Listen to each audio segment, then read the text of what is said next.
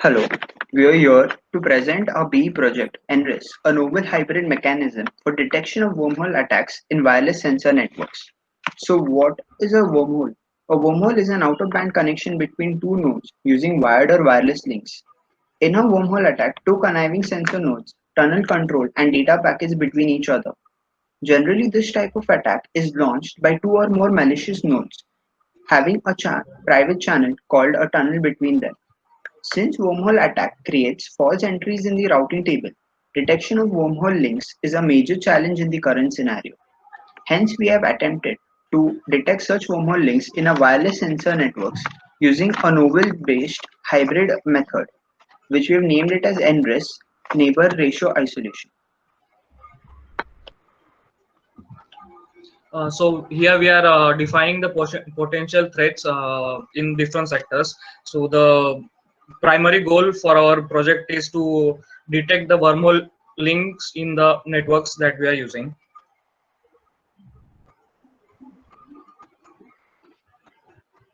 In application diagram. So the project is basically divided into two phases, three stages. In phase one, we consist of stage one, where we analyze the performance matrix. In phase two, we have two stages. The stage two consists of the NRT, that is the neighbor ratio threshold, and the next stage is the isolation of the suspicious nodes.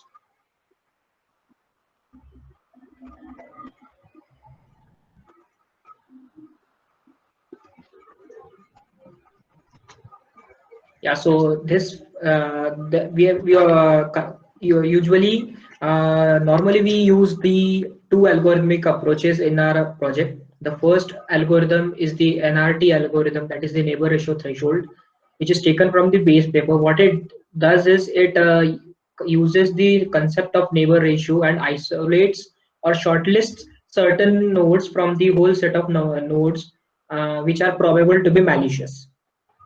Next.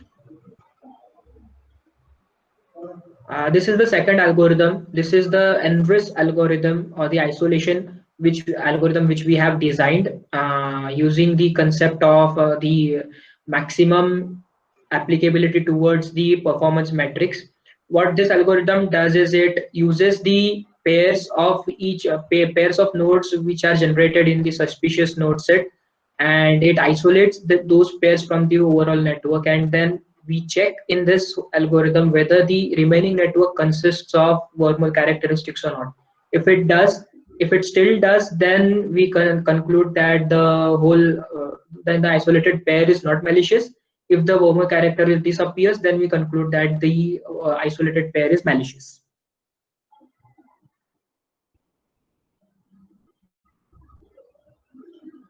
Well, so these are the system specifications for our project. The operating system on which the whole thing is based is Linux. We have implemented the whole algorithm in C++ and Python. The development environment which we have used is NS3. Well, okay, so the input for our whole algorithm is basically just the routing table which is generated after the simulation, and the performance metrics data file which is generated again after the integration of two stages.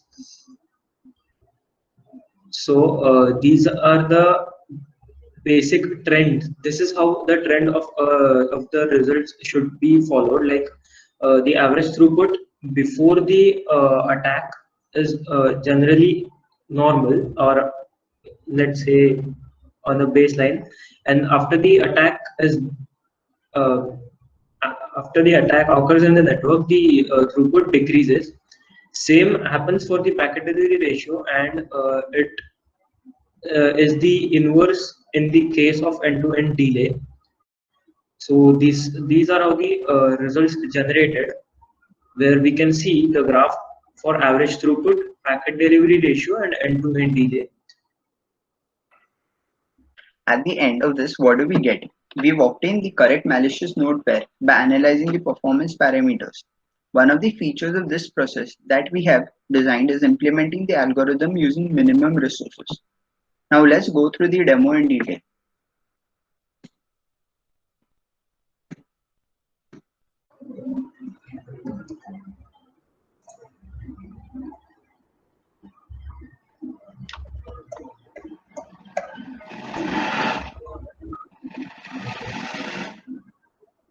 Okay, so we basically run our the first script where the attack state is enabled and a result matrix is generated.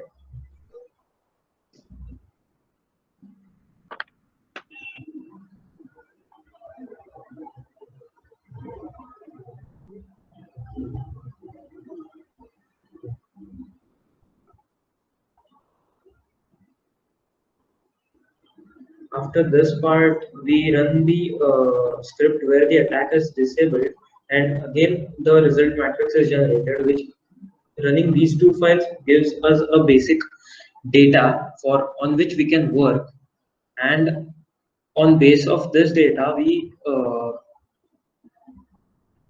determine our next implemented algorithm.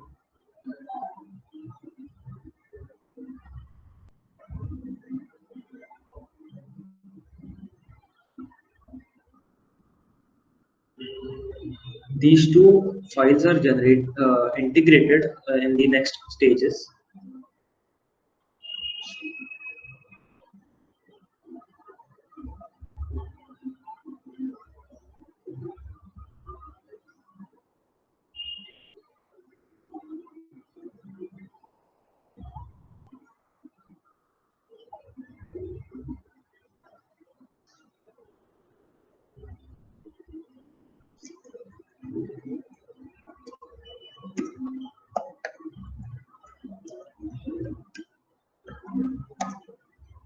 Stage 2 and the third stage is integrated in one single file, only for the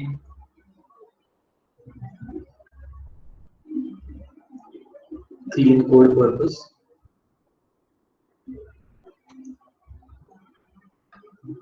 So this is how the result matrix looks in the running state. This is again the graph which was shown earlier. Nothing fancy.